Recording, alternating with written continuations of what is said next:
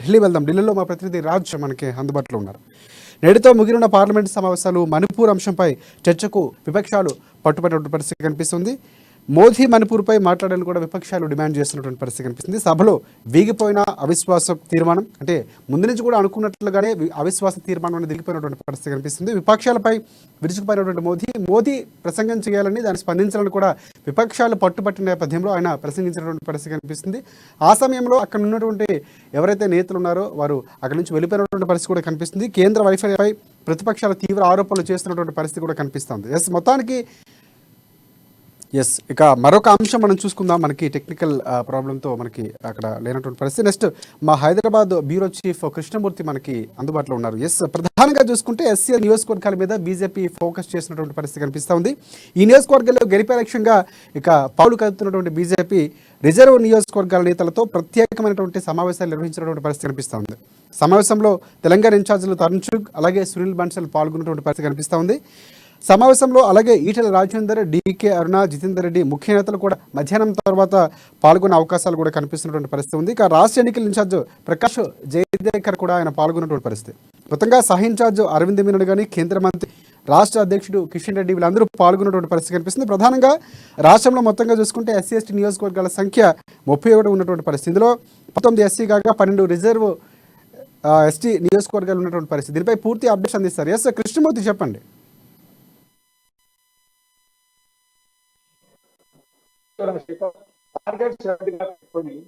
Assembly ఎన్నికలకు చెప్పేసి తెలంగాణ బీజేపీకి ఇటీవల కేంద్ర హోంమంత్రి పార్టీ సీనియర్ నేత అమిత్ షా టార్గెట్ విధించారు.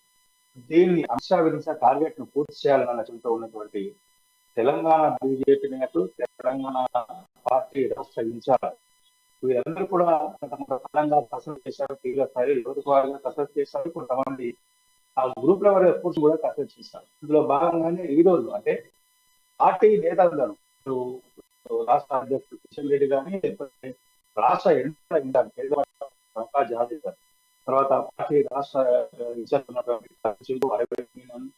వీళ్ళందరూ కూడా ఈరోజు హైదరాబాద్ లోని పార్టీ కార్యాలయంలో భేటీ అయ్యారు. ఈ భేటీలో ప్రధానంగా అంటే మొత్తం ఎన్నికలకు సంబంధించిన అంశాలను రాబోయే ఎలా ఎదుర్కోవాలి చెప్తున్నారు.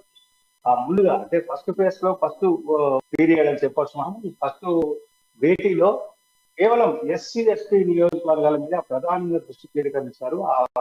ఆ వర్గాలకు చెందిన నాయకులను కూడా ఈ సమావేశాలకు ఆహ్వానించారు. రాష్ట్రంలో మొత్తంగా 31 కాన్స్టిట్యూన్సీలు ఎస్సీ రిజర్వ్ గా ఉన్నాయి. ఇందులో 19 ఎస్సీలకు సంబంధించి ఎస్సీలకు కేటాయించగా 12 ఎస్టీలకు కేటాయించారు. ఈ మొత్తంగా గంపగుత్తగా బీజేపీ గెలుచుకోవాలి అన్న విధంతో ఉన్నటువంటి ఆ పార్టీ రాష్ట్ర అందుకు సంబంధించినటువంటి చేస్తా ఉన్నది. ఎస్టీ నియోజకవర్గ మీద ఫోకస్ చేసేందుకు ఒక కమిటీని గతంలో రాష్ట్ర అధ్యక్షులుగా ఉన్న సమయంలో వేశారు. ఆ ఎస్టీలకు సంబంధించినటువంటి నియోజకవర్గం ఫోకస్ చేసిన కమిటీ అంటే 2 కమిటీలు వేశారు. ఈ 2 కమిటీలు దాదాపుగా వేసి 6 నెలల నుండి గతంలో భేటీ అయ్యాయి. ఆ తర్వాత భేటీలు అనేవి లేవు. అంటే రాష్ట్ర పార్టీ కొన్ని పరిణామాల నేపథ్యంలో భేటీలు అనేవి వాయిదా పడ్డాయి. తాజాగా అంటే గతంలో భేటీ అయిన సందర్భంగా తీసుకున్న నిర్ణయాలు ఏ రకంగా అమలు చేశారు, అమల్లో వచ్చినటువంటి సాధక బాధకాలు ఏంటి, ప్రజల నుంచి వచ్చినటువంటి ఇబ్బందులు ఎలా ఉంది, అంటే ఏ నియోజకవర్గంలో పార్టీకి గెలుపు అవకాశాలు ఎక్కువగా ఉన్నాయి, ఏ నియోజకవర్గంలో పార్టీ అసలు ఉనికి లేకుండా ఉంది, ఉనికి ప్రశ్నార్థకంగా ఉంది అన్న అంశాల మీద ప్రధానంగా ఈ సమావేశం చర్చిస్తా ఉన్నారు. ఈ సమావేశం అనంతరం పార్టీ రాష్ట్ర శాఖ వచ్చే ఎన్నికల్లో ఏ రకమైన వ్యూహాన్ని అనుసరించాలి, ఏ రకంగా ఎన్నికలు సిద్ధంగా ఉండాలి, అంటే అధికార బీఆర్ఎస్ పార్టీ ఎక్కడ టార్గెట్ చేయాలి, ఎక్కడ చేయాలి అనే విషయాన్ని ఆయన చర్చించి ఒక నిర్ణయానికి వచ్చే అవకాశం. రేపు ఇందిరా దగ్గర డబుల్ బెడ్రూమ్ ఇళ్ల మీద ధర్నా చేయాలనుకుంటున్న పార్టీ ధర్నా చేయడం